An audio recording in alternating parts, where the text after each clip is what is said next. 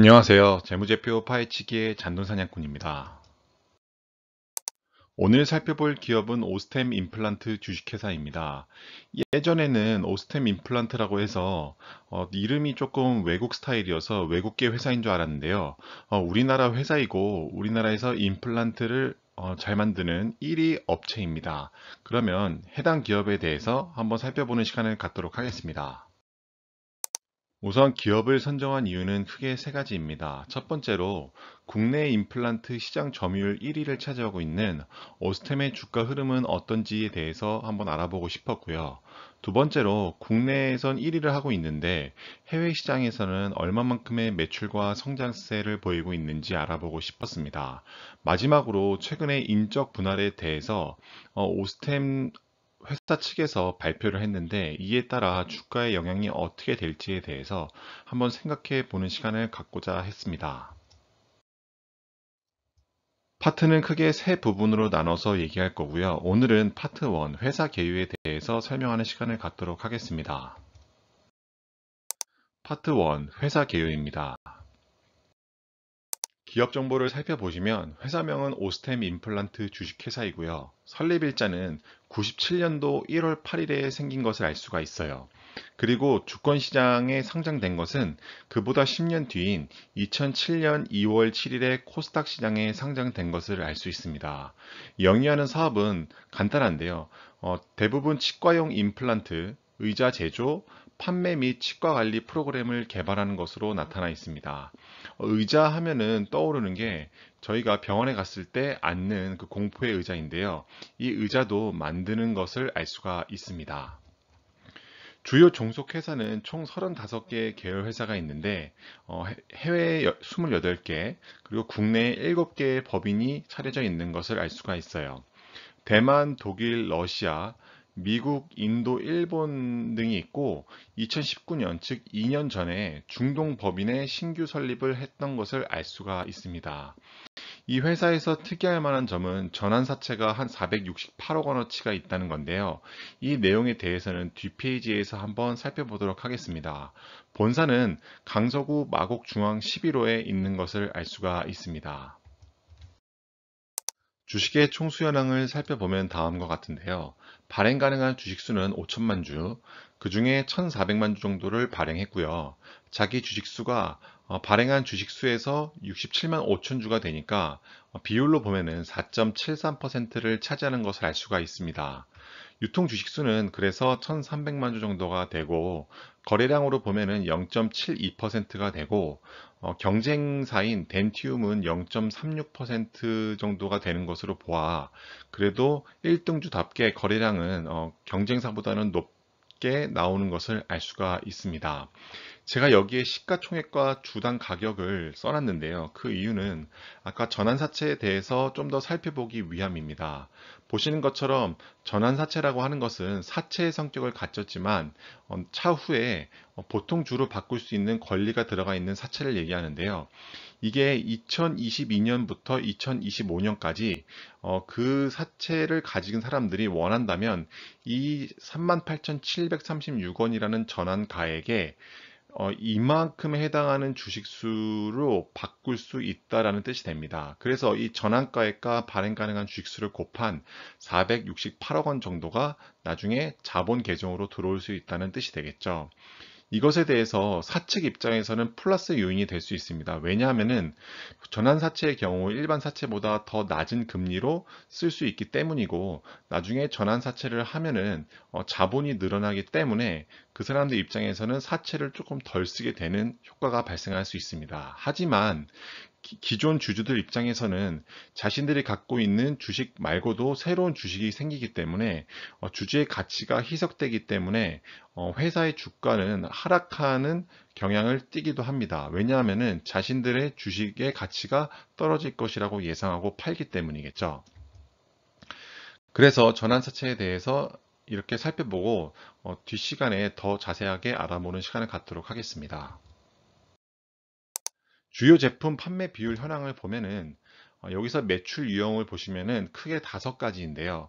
우선 제품, 상품, IT, 용역, 기타인 것을 알 수가 있어요.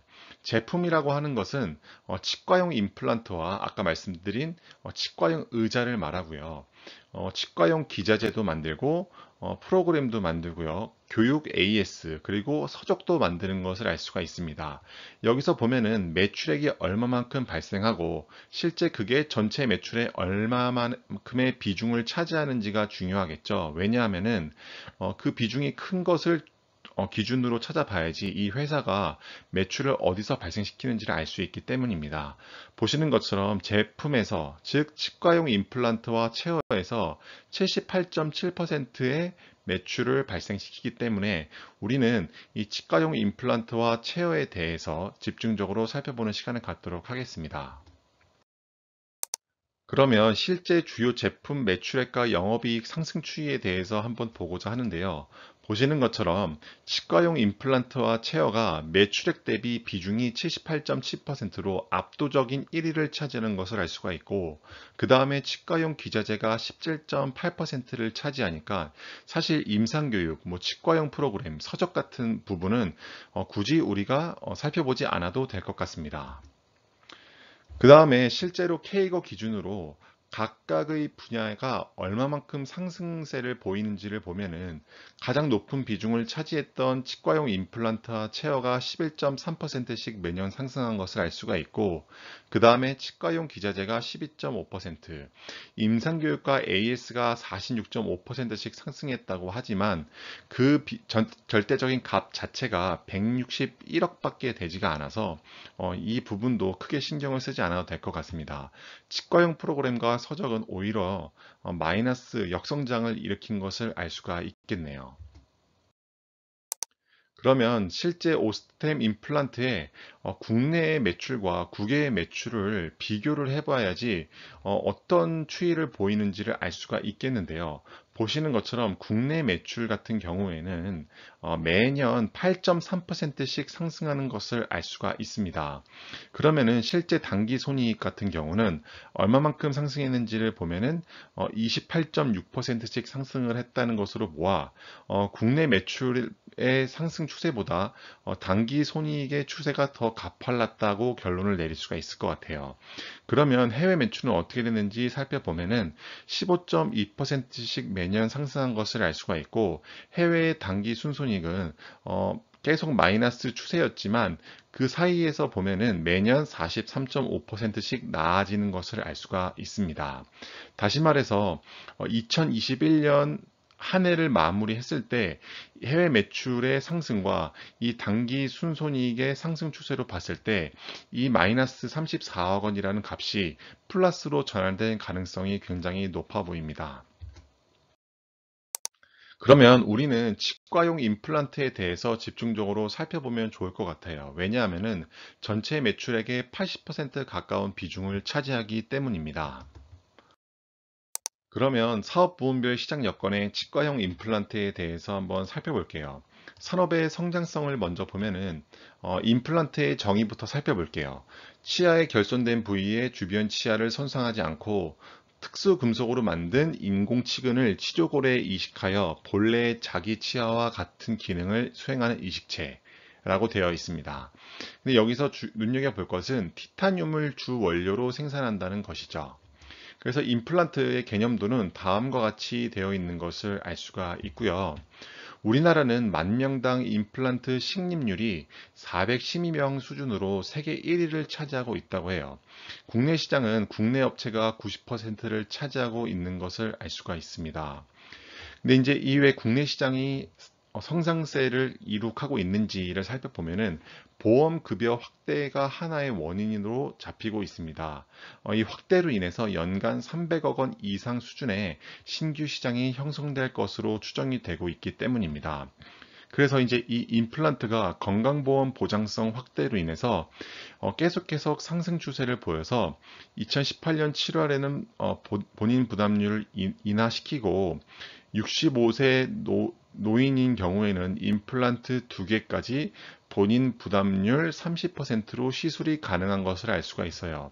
그러면은 임플란트가 가격이 도대체 얼마 정도 될까라고 궁금증이 생기실 텐데요. 보통 경우 보험 적용 시술가는 한 개당 한 116만 원 정도라고 하고, 치과에서 가져가는 돈이 100만 원, 그리고 오스템 인플러와 같이 제조사가 가져가는 것은 11만 원으로 사실 행위료가 너무 높다는 것을 알 수가 있죠. 이 부분은 오스템 임플란트 입장에서는 조금 아쉬운 면이라고 볼 수 있을 것 같아요. 그 다음에 이렇게 지금 보험 적용이 되는 수혜주는 상위 5개 업체인데 그 중에 오스템 임플란트, 덴티움, 디오, 네오바이오텍, 메가젠 임플란트가 있는 것을 알 수 있어요. 그러면 국내 업체의 점유율의 90%를 국내 업체가 가져가고 있다고 했는데 실제 이 5개 업체가 얼마만큼의 비중으로 마켓쉐어를 가져가고 있는지 살펴보면은 다음과 같습니다. 오스템 임플란트가 50%고 나머지 기업들이 나머지 50%를 가져가고 있는 것을 알 수가 있어요. 그 다음에 산업의 특성을 이어서 살펴보면은 기술 집약형 정밀 산업이라는 것을 알 수가 있어요. 인체에 사용되기 때문에 생체의 적합성과 뼈의 육착성 확보가 중요하고 그를 위해서는 표면 처리와 정밀 가공 기술이 필요하다는 것을 알 수가 있어요. 그리고 과거에는 틀니를 사용했는데 틀니는 신미성이 떨어지고 위생 문제도 많이 발생해서 요즘에는 많은 분들께서 임플란트를 하는 추세를 보이고 있다고 합니다. 그리고 시장 진입이 어려운 산업이라고 하는데요.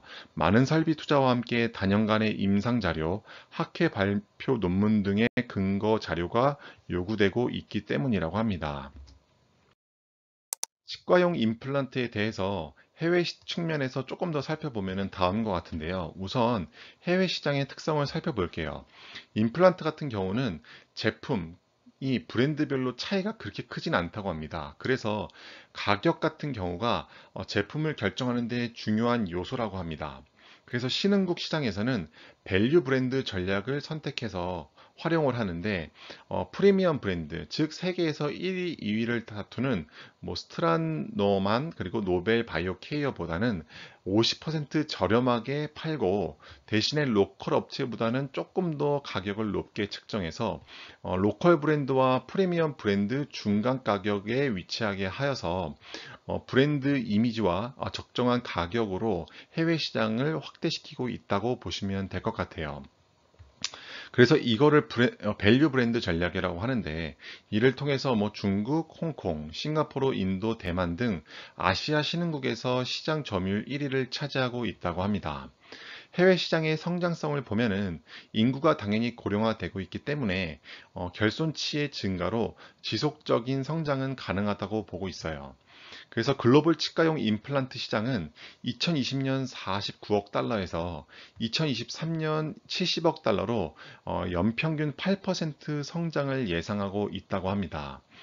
경기 변동 및 계절성을 더 살펴보면은 이제 과거 대비 시술 가격이 하락하고 있기 때문에 최종 소비자 저희와 같이 이제 임플란트를 받아야 될 미래의 고객들 입장에서는 가격 부담이 완화되기 시작했다라고 보시면 될 것 같고 고령화 인구 증가로 인해서 이 수요는 줄어들진 않고 지속적으로 증가할 전망이라고 합니다. 계절에 따라서 임플란트를 하고 안 하고가 갈리진 않기 때문에 계절성은 크지 않은 편이라고 보시면 될 것 같아요. 그리고 2020년도에 이제 시장 점유율을 보면은 한 국내 임플란트 시장 규모는 3천억 원 정도가 되고 상해 5개 업체는 아까 말씀드린 대로 다음과 같고 이것이 시장의 90%를 점유한다고 말씀드렸습니다.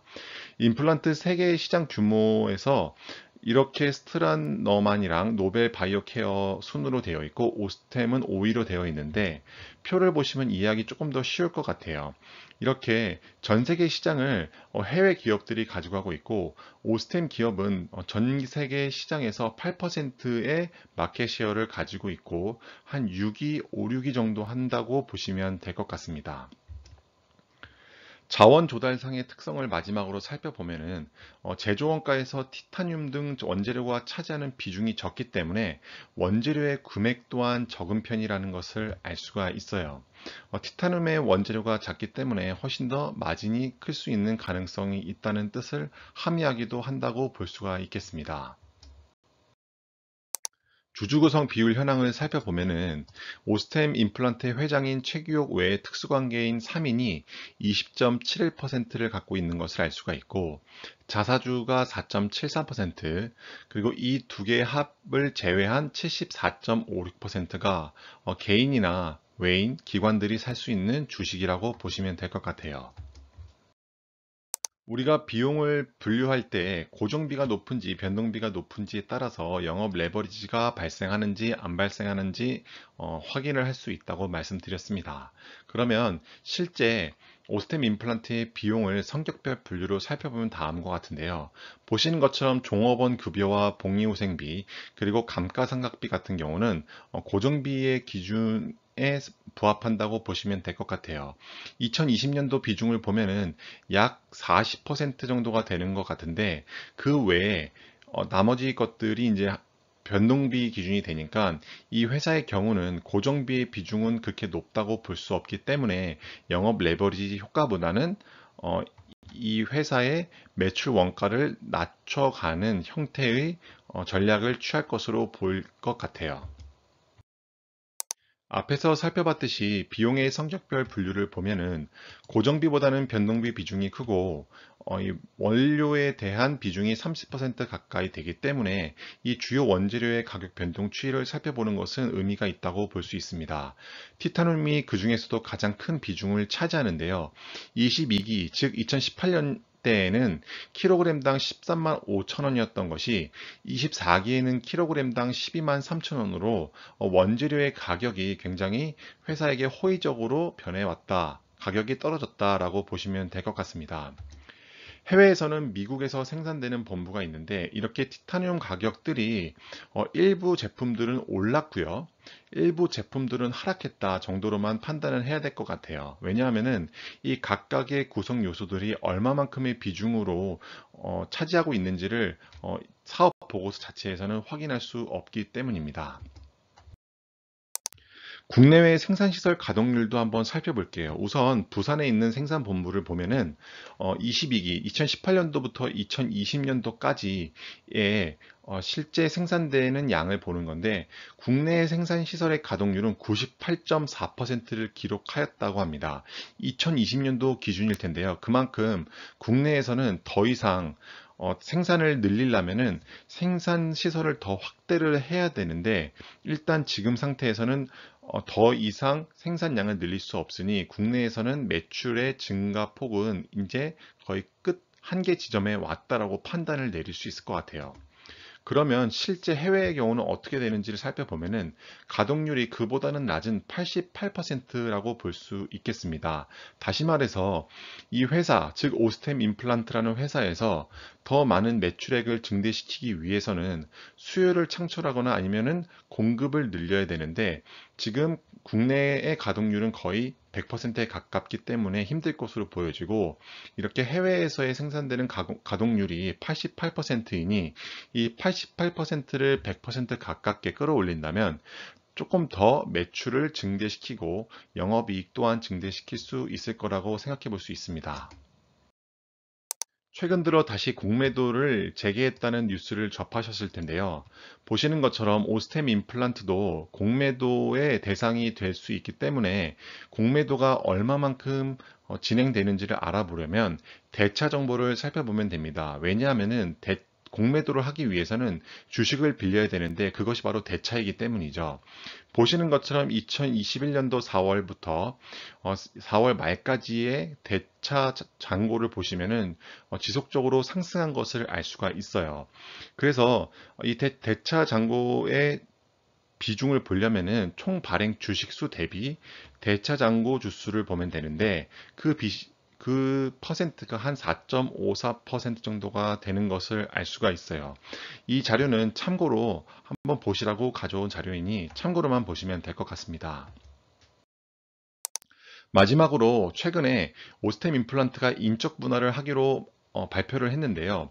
여기서 눈여겨볼 점은 분할 비율이 오스템 홀딩스는 0.46, 그리고 오스템 임플란트 주식회사, 이 사업회사를 하는 곳이 0.53이라서 사실 주주들 입장에서는 실제 사업을 하는 회사에 더 많은 비중을 가져가길 원합니다. 하지만 그 분할 비율 자체가 크게 차이 나는 점은 아니라고 볼 수 있기 때문에 지금 현재 주주들 입장에서는 해당 주식을 파는 경향이 조금 보인다고 볼 수가 있어요. 하지만 이렇게 인적 분할 또는 물적 분할을 한다고 해서 그 회사의 주가가 급격하게 감소한다거나 혹은 급격하게 상승한다거나 이런 것을 예측할 수 있는 근거가 되지 않기 때문에 이 인적 분할에 대해서 조금 염려가 되시는 분들이라면 인적 분할 후에, 즉 2021년 10월 초 이후에 주식 투자를 하시는 것을 권고드리고요. 그렇지 않다면 그냥 이 인적 분할에 대해서 크게 너무 염려하지는 않으셔도 될 것 같다고 생각합니다. 지금까지 오스템 임플란트의 첫 번째 영상 봐주셔서 감사드리며, 다음 시간에는 오스템 임플란트의 재무제표 측면에서 심도 있게 다룬 영상으로 찾아뵙도록 하겠습니다. 해당 영상이 조금이라도 도움이 되셨다면 구독과 좋아요, 그리고 댓글 부탁드리겠습니다. 감사합니다.